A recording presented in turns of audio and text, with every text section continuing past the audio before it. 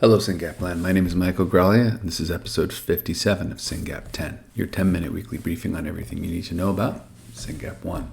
Today is Tuesday, April 26th, and I want to talk about three things.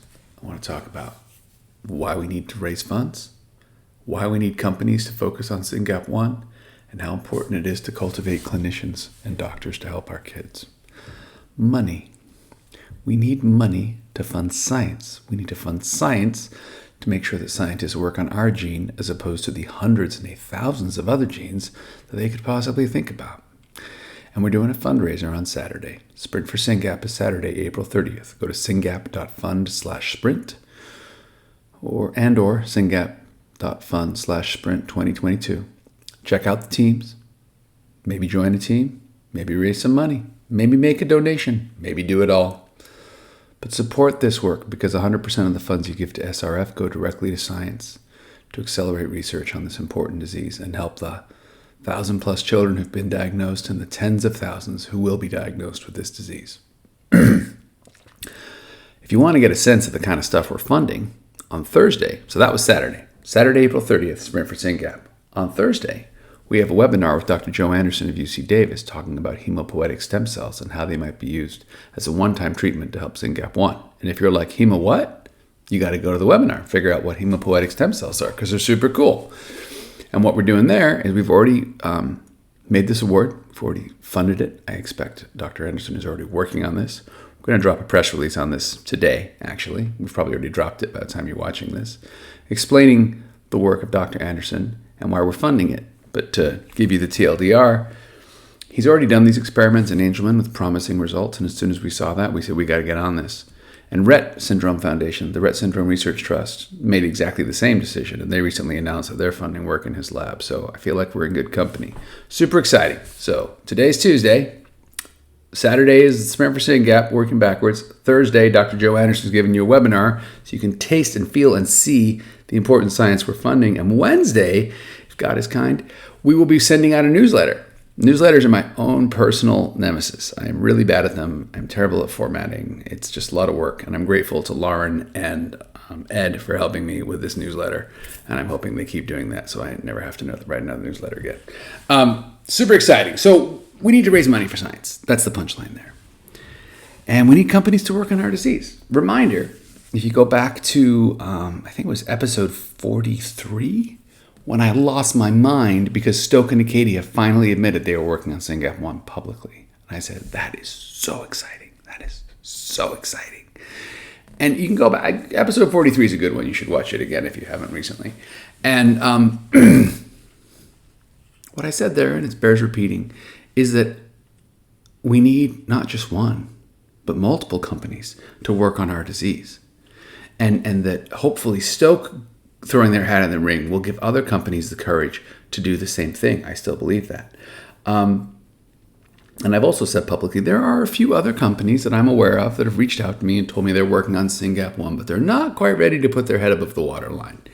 And I really hope that more do soon so that we can send a stronger signal to the space that, hey, Syngap 1 is a gene that smart people are working on. They think the science is tractable. They think the population is big enough to go after. We need multiple shots on goal. And I got to tell you, I'm going to interrupt myself here to talk about the boot camp. So last week, I spent 3 days at the Rare Disease Boot Camp hosted by Ultragenics here in California. There were 20 rare disease groups represented, multiple sponsors, lots of pharma companies, biotechs. And we all just spent time together at Ultragenics under the leadership of Dr. Yale Weiss.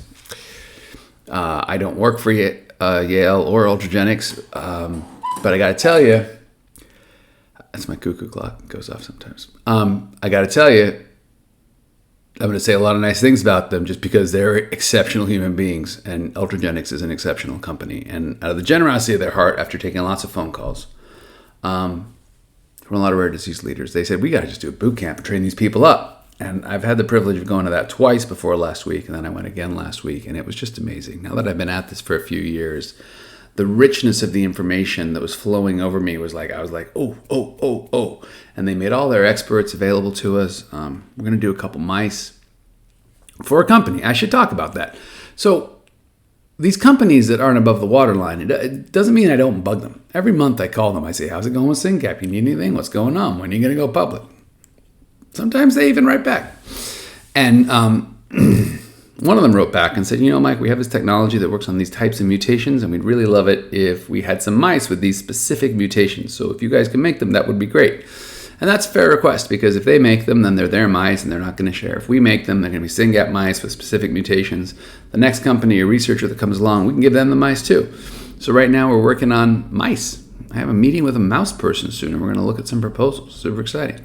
And I was able to share those proposals with people at Ultragenics last week and got some really valuable feedback from them. So the boot camp was amazing, and I could talk about it for hours. But the best part of the boot camp for me this time was when Allison spoke. Allison is the CSO of the Foundation for Angelman Syndrome Therapeutics, FAST. They have a cool little acronym, FAST, the Foundation for Angelman Syndrome Therapeutics. And Allison is just a force of nature. And she got up and she told the whole story. And it's an epic journey. The foundation was around for a lot of time. A lot of groundwork was laid. Allison came on the scene, talked to a major donor. He said, what do you need? She had a plan. She said, best case scenario, you give me this much millions of dollars and I do all these things. And he said, okay. He gave it to her. And FAST blew up and kept going. And one of those things really was a hit. And after that scientist called her, she said, yep, we should do this and we should do it as fast as possible. And the way to do it as fast as possible is start a company. So they started a little company. And then they talked to Ultragenics as a potential investor. And Ultragenics said, you should just come work with us because we're Ultragenics. And they said, okay. And they formed a company called Genetics. And that company is dosing patients with ASOs. And I got to say, I'm going to say it publicly, if you're a researcher with an ASO that someone doesn't have IP on, or if you have an ASO that I don't know about, and you want to start a company, the playbook is there, the connection with Ultragenics is solid, and we would be happy to move any potential therapy forward. And may the best therapy win. May the best therapy win. The goal is not to start a company. The goal is to help children who are sick. The goal is to help children who are sick, and it's companies that are going to make drugs. And Ultragenics is a tremendous company, and I was just so blown away by last week and so grateful. And then to hear Allison's story was such an inspiration. So maybe it's going to be Stoke Acadia. Maybe it's going to be whoever announces next. Maybe it's going to be someone we don't even know about yet. But wow, so exciting. I'll tell you the thing Allison said that just blew me away. She said, the day before, when she was talking about the importance of having multiple players in the space, she said the day before we announced, Roche and Ionis, who have public programs for Angelman, were about 18 months away from having a therapy. And she said the day after we announced, Roche and Ionis were suddenly like 9 and 6 months away from having a therapy.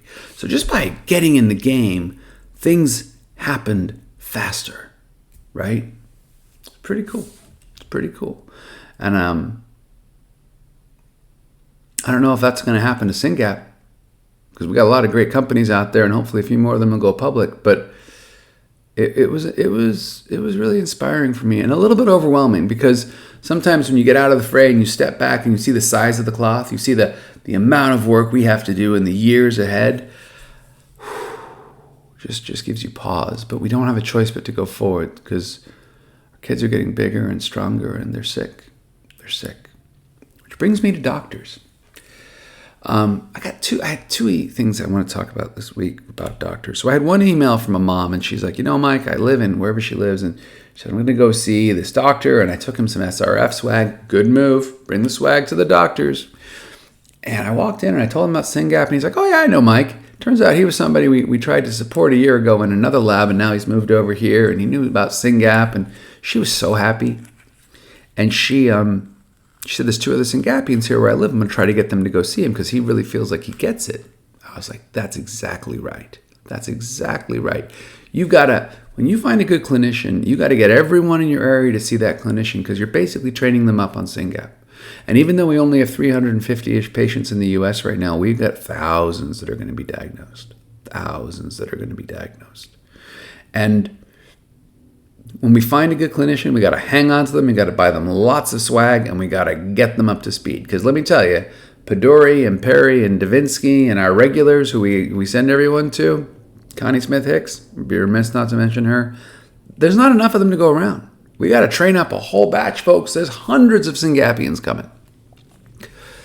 On the other side of the coin, I got a call today, and it was one of those stop everything calls. It was a parent who sounded pretty overwhelmed, if I'm honest. And they were in it. Kids not responding to meds, seizures, behaviors, sleep. The full Syngap catastrophe was happening. And she's like, I got this great neurologist, but we disagree about this, and he doesn't want to do this, and I want this, and blah, blah, blah, blah, blah. And I was like, well, on point one, I'm kind of with your neurologist. I don't think that's worth fighting for right now. On point two, these are the questions I would ask. Because I'm not a doctor, right? I'm not going to give anyone medical advice. But I am going to regurgitate the wisdom of the community that I've seen by doing this work, right? Because I do hear these stories pretty regularly, frankly. And at the end of that call, I think Mom had an action plan and was in touch with. I put her in touch with a couple other parents who've been there, done that. And sounds like she's got a great neurologist. Sounds like she's going to help that neurologist make some calls about her kid, and hopefully she'll also get some people in her area to those neurologists. So you got to understand, guys, even though it feels like the Syngap community is established, this is the point I'm trying to make. I'm a little slow right now. We are the tip of the spear. We are the beginning. We're at the end of the beginning. I don't want to get too poetic because I'm bad at poetry, but tip of the spear, end of the beginning, however you want to think about it, there are thousands more patients that will be diagnosed in the not too distant future. And the work we're doing now is to make sure that those people suffer less than we are. So we got to fund the basic science, we got to move the therapies down the field, we got to invite the companies to work on this disease, and we got to train up the good clinicians when we find them. That's how we ensure that the future for our children is bright. So raise some money on Saturday. Come to the webinar on Thursday. Come to the boot camp with me next year. It's an amazing event. We are so lucky. We are so lucky to have this community and to have each other. Let's do something amazing with it.